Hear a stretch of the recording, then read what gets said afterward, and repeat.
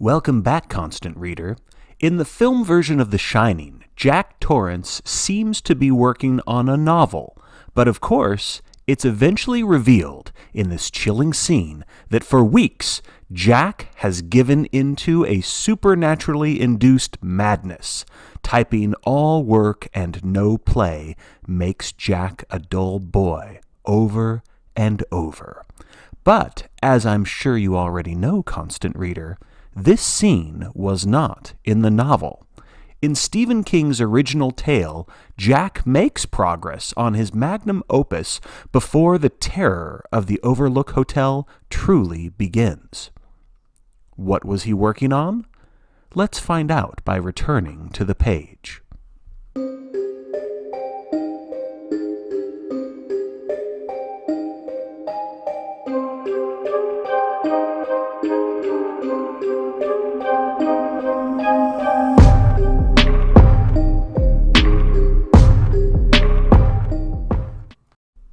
It's funny that the film version shows Jack repeating all work and no play, because in the novel, there is in fact a play.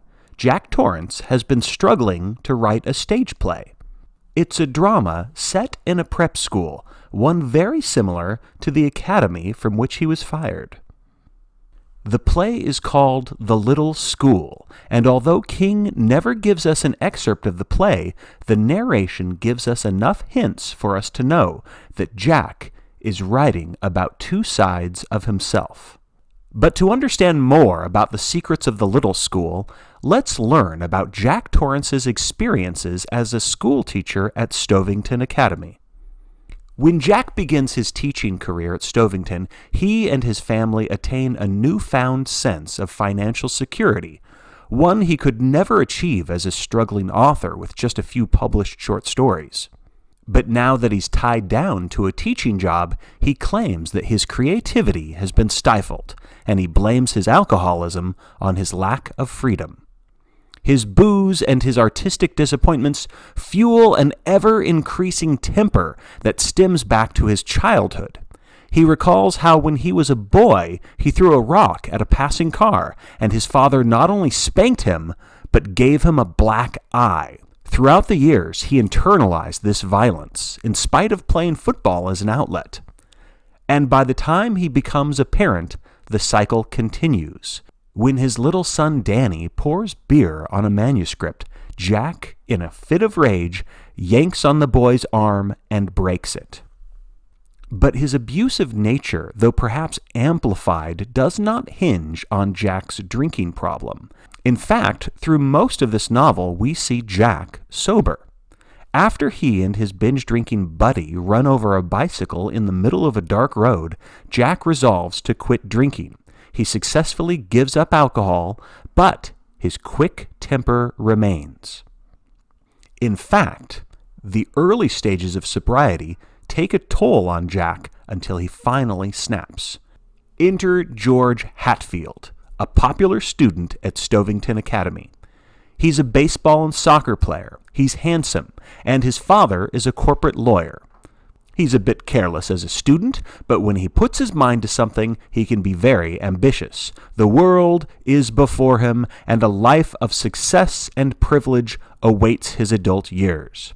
The narrator tells us that Jack could say that he honestly didn't feel jealous of George, but Mr. Torrance proves time and again that he is a master of self-denial. George Hatfield joins the debate team, which is coached by Jack. At first, it seems like George is just doing this out of his father's insistence, but the young man actually has a flair for research and argumentation. The only problem? George develops a stutter, at least according to Jack he does. This stutter doesn't happen during regular class sessions, only during debate practice. One day, after a debate team session, George confronts his teacher, claiming that Jack cut his time short. Jack denies this, even saying Scout's honor.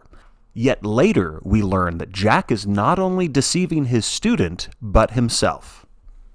In truth, he does set the timer ahead, and he does cut George's speech time short by at least a minute. Maybe Jack did this out of pity or embarrassment for the boy, or maybe George is onto something when he yells, "You hate me because you know." Know what exactly? We never find out. But we can guess Jack knows that George will go on to a life of privilege while Mr. Torrance will forever be caged by mediocrity. Weeks later, after George is cut from the debate team, Jack walks out to the school parking lot to discover the disgruntled student slashing the tires of his VW Bug. George Hatfield is stunned, caught in the act, knife in hand. If Jack truly hated George, he could have simply reported the student, and George would have been expelled. But Jack hates himself even more. He lets his temper take control and says, "All right, George, if that's how you want it, just come here and take your medicine." He then beats the teenager, leaving a concussion and a dent in his car. A moment later, the rage disappearing as another teacher begs him to stop, Jack returns to his normal teacherly self, asserting calm control over the situation. He tells the spectating students to go home, instructs his fellow teacher to get medical assistance, and even tries to soothe George Hatfield by telling the frightened and bruised boy to remain still. Jack thinks of himself as a nice guy, a passive guy, who keeps having things happen to him. He believes that he has no choice in these situations, and that he is merely reacting the only way possible to these types of scenarios. But of course, Jack is not the victim of bad luck. He is the victim of abuse from his childhood, and he is actively choosing to perpetuate that abuse. That is why he beats George Hatfield. Jack is choosing to self-destruct to sabotage his teaching career. Now, let's look at Jack's play, The Little School. In earlier drafts, the young hero of the play is a headstrong student named Gary Benson. He's a character Jack at first considers a younger version of himself, and then eventually merges the personality into that of George Hatfield. The antagonist of the play is Mr. Denker, a domineering, even sadistic headmaster of the academy. Initially, the little school is meant to be a microcosm of the abuse of power, casting Professor Denker as a dictator. The play is set during the turn of the 20th century in New England, and we learn that Denker, in his boyhood, was once a gifted student full of promise, yet now he is soured into a life of rigid conformity, both as a participant and as an enforcer. Gary Benson serves as his foil, full of youth, vitality, and creative promise. In the outlining stage, Jack must have seen himself as Gary, still full of artistic promise, still on track to accomplish great things if only the Denkers of the world would get out of his way. When Jack begins his caretaking job at the Overlook Hotel, he begins writing his play in earnest, and at first he is making substantial progress. He even believes that he'll be able to have a final draft before the end of the year. But of course, the spirits of the Overlook have other things in mind. You can hardly blame Jack for being distracted by wasp nests buzzing back to life, or topiary attacks, or a creepy ghost lady lurking in a bathtub. But it's not just the supernatural evil that causes writer's block. It's an artist's natural inclination to be led astray and follow the next shiny new idea that flutters in front of him. When Jack finds the scrapbook detailing the sordid history of the hotel, that is when he begins to fall under the Overlook's malignant spell. Now, instead of focusing on finishing the play and reaching for the chance of a bright future, he becomes bewitched by a blood-stained past. He thinks about turning that past into a book, and he allows himself to fall into an obsession with the hotel. Now, when he tries to work on the play, he feels stuck. The play seems bland and cliché, and perhaps worse, he now hates the hero, Gary Benson.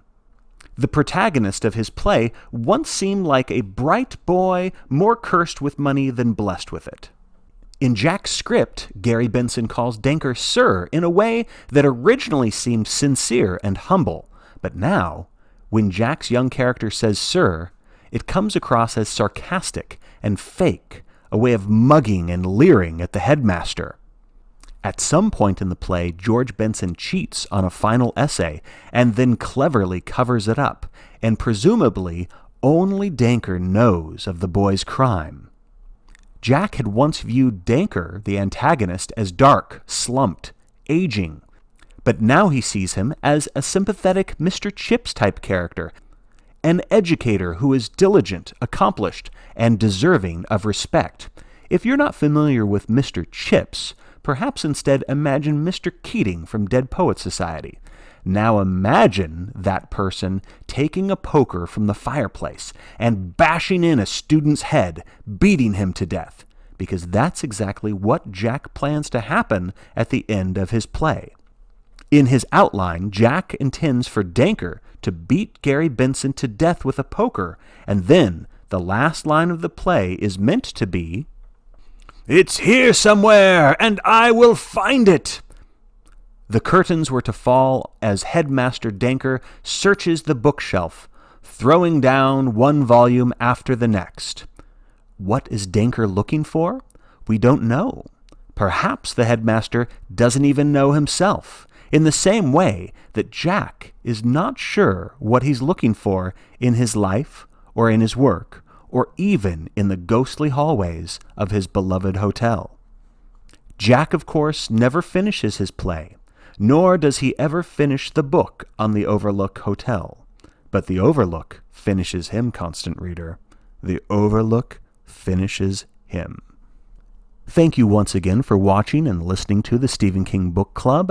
As always, if you like the channel, please subscribe and tell your fellow constant readers.